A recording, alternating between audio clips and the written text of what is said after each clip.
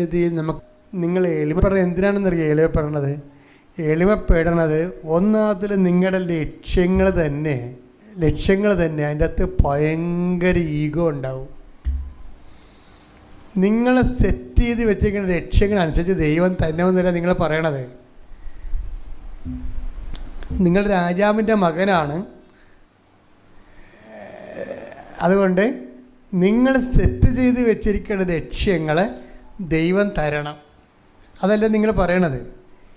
ഈ ലക്ഷ്യങ്ങളും നിങ്ങളും തമ്മിൽ യാതൊരു ബന്ധവും ഉണ്ടാകത്തില്ല. അതാണ് വിഷയം.